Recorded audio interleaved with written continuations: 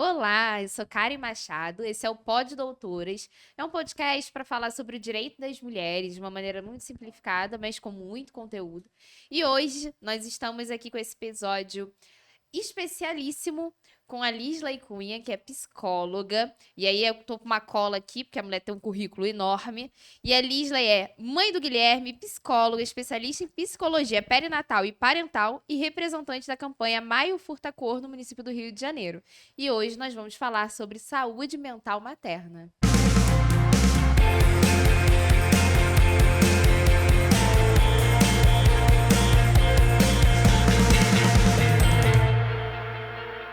Bom, como nós já falamos, hoje nós estávamos muito ansiosos por esse episódio para falar sobre saúde mental materna, especialmente nos processos judiciais.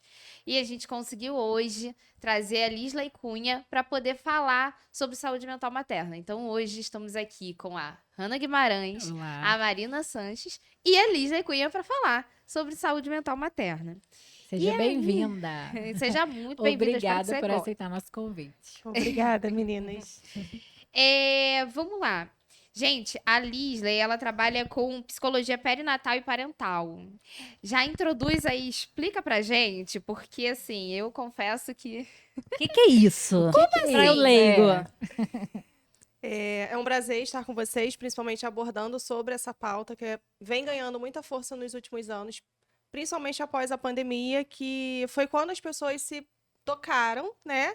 Que as mulheres sofrem, principalmente as mães, devido à carga emocional, às sobrecargas do dia a dia. E é justamente sobre isso que a psicologia perinatal e parental vem falar. E aí, o que fala a psicologia perinatal e parental? É justamente sobre a saúde mental das mulheres após elas se tornarem mães. Entendendo que a gravidez é um período potencial de risco na vida das mulheres. As mulheres têm 3 momentos que são potenciais de risco, que é a primeira menstruação, a gravidez, para aquelas que engravidam, e a menopausa. E aí, grande parte das mulheres acabam, né, optando por ser mães, ou existem aquelas que não desejam, mas acabam se descobrindo ali na maternidade. E é importante falar como fica essa saúde emocional, como são as alterações emocionais durante esse período de gestação, parto e no puerpério.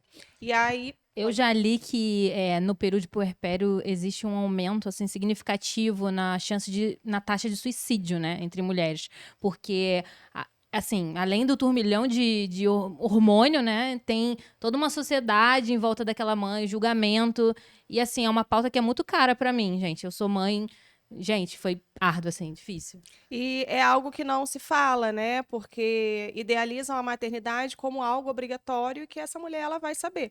Como se ela já estivesse pronta e preparada, fosse da natureza ela aprender, já nasce sabendo ser mãe. E não, biologicamente só nós podemos gestar, mas a gente se descobre mãe ali a partir do nascimento da criança. A gente nasce junto com essa criança, A né? Hanna tem esse lugar de fala, né? Ela Não, sempre fala isso. e não é cobrado, né? Do homem. Não é cobrado. Em nenhum momento, né? Cobra-se que a gente saiba, né? E que a gente ensine, mas como a gente vai ensinar se a gente também não sabe, né? Eu sempre dou esse exemplo, eu falei sobre isso em algum episódio que a gente falou, que eu desenvolvi baby blues em ambos os pós-parto. Agora a gente tá com uma profissional de saúde mental materna O pra que é falar. baby blues, profissional? Não, mas aí, só pra, antes dela explicar, que assim, a presença ativa do pai do meu filho foi o que me permitiu me recuperar. Porque aí eu pude olhar só pra mim naquele momento, enquanto tinha outra pessoa ali olhando a criança. Porque era isso que eu precisava, assim, de um descanso. Exercendo o papel dele, né? Que é Que responsabilidade dele, importante exato, colocar que não é exato. uma Não é um ajuda paizão. e não é uma rede de apoio. Tanto a obrigação quanto da mãe. E o Baby Blues, a gente não é algo que todas as mulheres vão passar ilesas. Não, todas as mulheres vão passar pelo Baby Blues. É um efeito natural após o parto. Aliás, isso, após o parto. Por quê? Há uma descarga emocional, há uma descarga de hormônios muito grande, os hormônios da mulher diminuem e começa a produção de hormônios para a proteção dessa criança. Então, a prolactina vai aumentar, os hormônios da atenção, da segurança, alerta e vigilância vai aumentar também. E aí ele dura mais ou menos até uns 7 dias após o parto, né? Ele não é algo que vai perdurar para sempre. E vai existir o puerpério, e o puerpério emocional ele não vai durar 6 meses, ele vai durar até os 2 anos da criança. O quê? Sim. Gente, e as pessoas falam 45 dias, Eu né? também só descobri isso depois de O parir. puerpério Normalmente é é 45 dias, né, que falam. o físico, porque é o período ali de que o corpo vai voltando ao normal, e esse corpo voltando ao normal também há uma descarga hormonal na mulher, mas o puerpério emocional ele dura até os 2 anos da criança. Ou seja, são 2 anos de aprendizado, 2 anos de descoberta, 2 anos de reencontros, né, dessa mulher com ela mesma, 2 anos de mudanças que ela vai decidir. São pontos cruciais dela decidir a carreira, decidir rede de apoio, quem vai ser a rede de apoio dela naquele momento, tirando o pai, que é obrigatório, mas quem vai estar próximo dessa criança, todo o desenvolvimento do andar, falar, dos cuidados, enfim. Então, essa mulher cresce junto, né? Não tem como aí, é muito errado a gente falar que ela nasce aprendendo. Gente, são 2 anos para a gente aprender a manter a criança viva. E tem um E livro que eu, segurança. um livro que eu li, que eu até indico aqui, né? Que é A Maternidade e o Encontro com a Própria Sombra, da Laura Gutman. Não sei se vocês já ouviram falar. Esse livro que me fez entender toda essa nuance envolvendo quem é a Marina depois do nascimento do meu filho, depois do nascimento do Vitor. Porque não é mais a Marina de antes. Não é mais aquela Marina livre, né? Que pode fazer, tem várias coisas. Não, agora tem que ser tudo arquitetado, né? O horário, a Quando agenda, o não sei o Arthur quê. nasceu, A eu gente tive nunca volta a ser, né? Quem a gente era. Não eu existe mais eu acho isso, que agora né? eu tô me reencontrando, mas ainda assim, Sim, assim. mas não é mais a Mas Karen que assim, não eu tinha faço. filho. E eu achei que o fato de eu fazer análise há 4 anos, no segundo filho seria mais tranquilo. Mas, gente, é uma sensação de tristeza quando você tem a criança. Que eu não sabia explicar de onde vem essa sensação de tristeza, sabe, de solidão. Sim. E todo mundo te julgando, falando, não, você deveria estar feliz, né? E eu chorava muito. E aí, de repente, passou realmente, durou 7 dias. 7 dias chorando a beça. Aí, um belo dia, acordei feliz, resolvi todos os meus problemas, gente. Não sei quais eram, mas tá aí. E a gente não volta mesmo a ser como antes, né? E às vezes essa angústia da mulher de ela tentar voltar a ser quem ela era antes, acaba tendo essa complicação também do lado emocional dela. Porque ela quer muito voltar a ter a vida dela de antes, mas agora ela tem uma criança, e aí ela não sabe ali se adaptar a esse novo ser e a essas mudanças que ela teve na vida dela. E paralelo a isso vem essa cobrança social, né? De aquelas frases prontas de mas teve porque você quis. Você sabia que ia ser difícil. Não, gente, a gente não sabe. Não sabe, ninguém me falou não, tá? A gente Ninguém me falou, sempre imagina, falou isso. mas a gente não sabe. A gente imagina como vai ser. Nem explicam pra gente como é a dor do parto, né?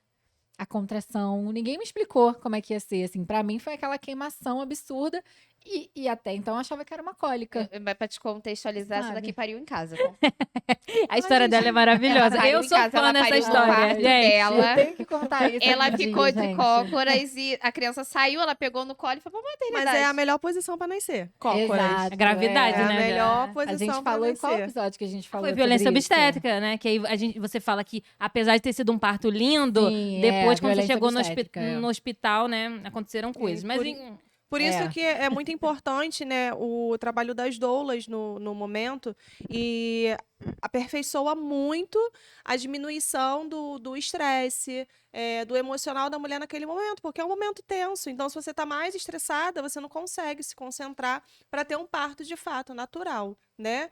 E não nos ensinam a posição, as melhores posições para se parir uma criança. Ninguém fala Sim. isso. Só se fala isso se a gente tiver uma doula ali perto da gente, né? A Lígia fala muito nos vídeos dela, quando ela grava, quando ela fala, que também quando a criança nasce, todo mundo foca na criança, né? Sim. E aí esquece aquela mãe ali. E eu acho que era essa sensação, a pior sensação que tem é quando a pessoa liga e pergunta assim: e o bebê tá bem? Tá mamando? E aí fica assim: oi, tudo bem? Ainda existe aqui. Ninguém Não, pergunta e pela mãe. principalmente porque durante a gestação é toda a atenção voltada pra nós, gestantes, né? Como você Ai, tá que barrigão linda. lindo, Mas não sei o aqui, quê. eu acho que eu me É a sentia criança mal nascer por isso, por pronto. querer um pouco dessa atenção. Eu me senti assim, caramba, será que eu realmente tô assim com ciúme de um bebê? Mas às vezes eu queria. O que às vezes pode ocasionar, né? Algumas mulheres se sentem tão incomodadas e aí pode vir a desenvolver, óbvio que para você desenvolver uma psicose puerperal ou uma depressão pós-parto, já existem elementos antes na vida daquela mulher em algum momento que possa ter provocado isso. Mas essa falta de atenção dos familiares, da sociedade, focar tanto naquele bebê, pode sim, é um potencial de risco, né? Pode desencadear nela algum transtorno psíquico que ela tenha ciúmes desse bebê. Mas se ela fala isso, aí ela vai ser julgada, ela vai estar sendo ingrata, né? Ela tá, ai, você tá doente, você tá A adoecida. gente tem um tipo penal, né, que é o infanticídio, e ele relata exatamente isso. A mulher em estado puerperal, ela comete, né, ela mata a criança, claro que é Sim. um quadro muito mais gravoso, tomada por esse ímpeto que você tá falando, né? Uhum. Então, é um crime ali doloso, né, que a gente chama, mas existe já, porque a quantidade que deve ter acontecido ao longo da história Sim. para gerar essa tipificação, né, tão específica aí. E aí que vem a importância, novamente, da psicologia perinatal e parental. Porque você prepara essa mulher durante toda a gestação dela, não só ela, mas a rede de apoio também, né? Quem vai estar próximo a ela nesse momento, para que as pessoas entendam o que pode vir a acontecer e ficar atento aos sinais. Quando essa mulher ela faz terapia durante a gravidez, não que ela vá saber tudo, mas ela vai entender exatamente o que ela pode passar, né? E já vai ter aquele preparo emocional, enfim. Por mais que venha o baby blues, venha a esterogestação, venha o puerpério emocional, ela vai entender o que está fazendo aquilo e que é uma fase que vai passar, né? E com o suporte, com terapia, atenta, né, a todos os sinais e a calma, gente, a paciência, eu acho que é um dos ingredientes principais. A gente não ter pressa daquilo passar, porque não vai Dia após passar dia, tão né, rápido. vivendo o dia. Não, coitada da minha psicóloga. E a maternidade é um Ela local assistiu muito muito. solitário, por mais que você tenha rede de apoio, e a gente não consegue explicar por que que é. Porque ao mesmo tempo que a gente só quer ficar a gente e o bebê, porque A o gente bebê não quer. tava dentro da gente, a gente quer ainda ter aquilo ali, a gente não quer fazer tudo sozinha, né? E a gente não quer, a gente quer descansar, mas aí você tem a demanda ali com a criança e a pessoa não entende que às vezes você só quer acordar, dar o peito, botar a criança pra dormir e dormir junto. Só que tem todas as outras coisas da casa e tudo mais. Então, assim, é isso, tem que ter uma rede de apoio que tenha essa atenção pra mulher. Isso E a difícil. dica é o seguinte, gente, você quer ajudar uma puérpera, lava a louça dela, dá uma Exato. comida Leva pra ela, uma faz uma comida, comida, gente, entendeu? é a melhor Isso. coisa. Nossa, minhas amigas faziam isso. Não Lá é pra casa ficar limpar com a o casa. neném. Eu não quero que você fique com o meu filho. Eu quero que você me ajude nas outras demandas, né? Que eu não vou conseguir dar atenção agora porque eu estou com o meu filho. E pra gente que passou na pandemia, né, foi mais solitário ainda, gente. Isso também é um É. ponto de... Gente, a pandemia ela foi um ponto assim crucial para olhar, falar, caramba, a mulher faz coisa pra caramba, Não, né? foi assim que eu comecei a minha análise. Eu comecei em setembro, eu comemoro aniversário de análise, de 2020, porque eu tive crises de pânico em casa. Porque eu ficava 24 horas com meu filho, à época eu tinha 3 aninhos, dentro de casa.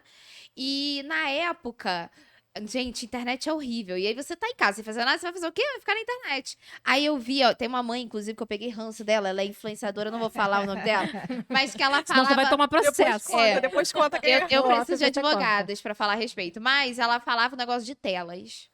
Aí ela falava o a negócio de culpa da telas. tela. O negócio de telas. E o meu filho lá o dia inteiro na televisão, pra eu poder viver, né? Pra eu poder tomar Sim. banho, pra eu poder Não fazer tinha nem como levar a criança pra lugar nenhum, não podia eu sair de casa. comecei a criar uma culpa por causa daquelas telas.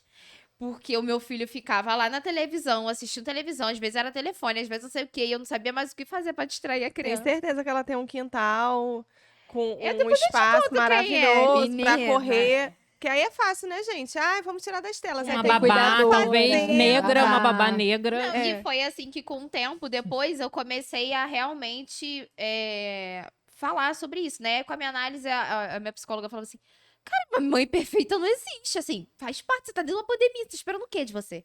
Não, porque assim, não tem, né? E aí eu faço 4 anos de análise porque eu comecei a ter sucessivas crises de pânico. Eu precisei. E aí era pior, porque eu precisava ir pro hospital. Eu não queria ir pro hospital por causa da pandemia, mas eu precisava ir pro hospital ser medicada, porque eu tava tendo crise de pânico em casa com uma criança de 3 anos. Por quê? tudo muito, assim, consumo dessas coisas na internet, culpa materna, e eu ficava, ai, caraca, coitada da mãe. A internet pode ser um ambiente muito tóxico, né, cara? Ah, hoje em dia eu faço totalmente. filtro, né? A gente tem De que muita filtrar muito comparação, conteúdo. né? A internet para a maternidade, ela se torna um lugar de muita comparação, porque a vida é perfeita nas telas, né? Exato. Nas redes sociais é tudo muito bonito, todo mundo consegue tudo, e você tá lá mal conseguiu acordar. Cara, era isso. Até hoje, eu vejo lá as advogadas, influenciadoras, todas bonitas, 8 horas da manhã.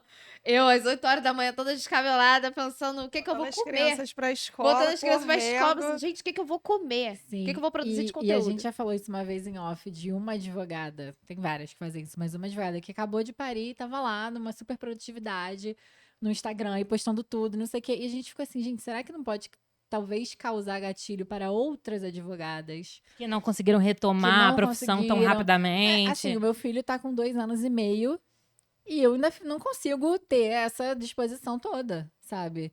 E ela tava com o bebê recém-nascido, praticamente, e postando lá em reuniões e não sei o que, não sei o que lá. Cara, é Inclusive, isso, quem né? dera. É. Quem dera, mas não rolou. Mas No caso, assim, no meu caso, o grande fator, além da pandemia que eu citei aqui, né, que parte da pandemia eu passei com o bebezinho pequeno igual você, né, então, mas o meu foi na amamentação. Porque a amamentação, você precisa estar relaxada, você precisa liberar os hormônios, né, prolactina, não sei o que lá, não sei o que lá. Cara, e eu achava que eu não tinha leite. Eu comecei a entrar num lugar horrível. Nossa, Que meu mas filho não entro nessa ganhava neura peso, também, não né? sei o quê. Eu comecei a me pesar com o meu filho no colo, subtrair meu peso pra ver se ele tava ganhando grama suficiente. Cara, eu entrei num looping, assim, na amamentação, no início, né? Nesses primeiros 6 meses, que é de forma exclusiva. E foi adoecedor, assim. Porque é a cobrança, né? Aí veio alguém falando, não, porque teu peito é pequeno, não vai fazer... Mas não o vai... bebê é magrinho, ele não é saudável, Exatamente. né? E Aí- aí a gente se culpa mais ainda. E o pediatra falando, Não, dá não, dá fórmula. dá fórmula. Aí eu, não vou dar fórmula. Tem leite aqui, é porque não tá rolando a pega, né? A questão da Uhum. pega. E aí eu passei por vários pediatras. O que me salvou foi uma pediatra que falou, mãe, calma, não faz isso. Não precisa, não liga no peso isso. Se ele tá bem, ele tá fazendo xixi, ele tá bem. Aí a coisa foi, sabe? Bastou uma profissional da área da Pra te saúde acalmar. pra me acalmar e falar, cara, Pra te relaxa. humanizar, né? Pra me humanizar, falou, cara, isso Que acontece infelizmente hoje em dia está em falta, né? E assim, muitos profissionais estão entrando nessa onda de redes sociais, de Instagram. Hoje em dia é médico e influenciador, enfermeiro e influenciador. E aí, pelo hype de ter seguidores, de ter mais clientes, enfim, eles acabam falando o que a pessoa quer ouvir. Eles não falam de fato a realidade. Ai, dá logo fórmula e tá bom. E, gente, não é assim. E quantos bebês e quantas mães perdem esse momento de amamentação exclusiva por conta de uma informação errada ou de uma solução rápida, que todo mundo acha que a maternidade é miojo, né? Ah, toma aqui, faz isso aqui rapidinho e vai dar certo. Às vezes dá para um, gente, mas não vai dar certo para outro, né? E a gente acaba negligenciando fatos que são importantes, como a amamentação, o momento da mãe e do bebê, o processo de pausa. Enfim, a gente acaba negligenciando isso por conta das comparações e por conta de não encontrar profissionais de fato humanizados que estejam preocupados E isso com a vida adoece a dessas mulher. pessoas, dessas mulheres e dos filhos, né? Adoece muito. Enfim. E se é difícil assim, imagina um processo judicial, né? É mais adoecedor, né? Aí é pra ter, assim, terapia, acho que 3 vezes por semana. Quando a Socorro. mãe, ela vai pro Vocês judiciário. estão entendendo quando eu falo pra vocês fazerem terapia? Porque eu falo muito para meus clientes quando chego no escritório: olha, a gente vai enfrentar uma demanda difícil. Será que você consegue fazer uma terapia? Você Eu faz? falo, tem que ter atuação Eu faço. interdisciplinar, tem Você que faz ter terapia? jurídico e psicologia. Eu falo, já é obrigado. Ah, não tenho dinheiro. Tudo bem, tem projeto social. Exato, Tem eu mapa, indico alguns projetos. tem isso. consulta a R$ 30, tem lugar, né, que atende, enfim, tem A preço social. a preço social. Não é desculpa, gente. Tem que importante. fazer terapia. E aí, o que acontece muito na minha prática, falando bem rapidinho, é a mulher, às vezes, tá, a gente entra com o processo do mais, a mulher quer desistir no meio do caminho, chega, não aguenta mais. Nossa, falo- demais. Eu falo assim, eu entendo, eu sinto muito, mas olha só, a lei processual não permite. A gente precisa da anuência do réu, não sei o que lá. Tem todo um rito processual pra, né? Se As você tiver... pessoas, elas ainda veem a terapia como é só se eu tiver adoecido, né? Aí eu vou procurar. Ah, eu aguento mais um pouco, então dá para esperar. Não acaba se tornando algo prioritário. Mas aí, às vezes, você deixa passar tanto tempo que você já adoeceu, você não tá percebendo e aquilo te atrapalha tanto a ponto de você querer desistir. né, dos fatos. E quando a gente fala de mulheres, mães, dentro do judiciário, é imprescindível a presença de um psicólogo, porque senão ela não vai ter emocional. E esse não ter emocional vai atrapalhar ela em algum momento ali dentro, Ah, porque com infelizmente o juiz não vai fazer carinho, o juiz, o promotor não vai fazer um cafuné na cabeça dela, poxa, eu tô do seu lado, muito pelo contrário. Infelizmente, né? Estamos mudando? Estamos mudando. Mas ainda lentamente, então é essencial, gente, que se faça a terapia, que se procure a terapia, né? Ainda que seja de forma social. E há muitas, não é porque é social porque que não vai prestar. Que as pessoas têm esse preconceito também, né? Ah, é muito barato ou é gratuito, não vai prestar. Não, o trabalho está sendo efetivo, né? Só precisa entender que em algum momento nós vamos precisar, ou para tomar uma decisão, ou para realmente se cuidar. Deu uma pausa que eu preciso, enfim. Em algum momento a gente vai precisar, mas não negar, né? Dizer que não serve, enfim. E eu queria falar que essas Olimpíadas, né, que a gente não sei quando vai ao ar, mas essas Olimpíadas lá em Paris de 2024 estão sendo legais num ponto que eu vi até um vídeo da Simone Biles, da Rebeca, daquela do skate, a Fadinha. As três falando que elas fazem terapia com frequência. E por que elas estão no pódio, ganhando, né, várias medalhas? Porque elas têm essa estrutura emocional para lidar com a pressão. Então, assim, quando a gente fala de faça terapia, não é, porque todo mundo tá falando. Não, gente, não é. E aí, o outro lado, os homens lá do futebol falando, isso aí é coisa de gente fraca, não sei o quê, aquela coisa de estereótipo, sabe? Inclusive que foi essencial no 7-1, né? Foi quando deram prioridade, assim, porque não quiseram levar os psicólogos, né? O técnico falou que não era importante naquele momento. E aí ele viu, quando ele tomou de 7-1, ele viu que era importante. E aí, hoje em Mas dia, valorizam. eu Tem uma sempre- delegação imensa de psicólogos com os atletas, né? São mais de 10 psicólogos com eles nas Olimpíadas, fora o trabalho que eles fazem ao longo dos anos.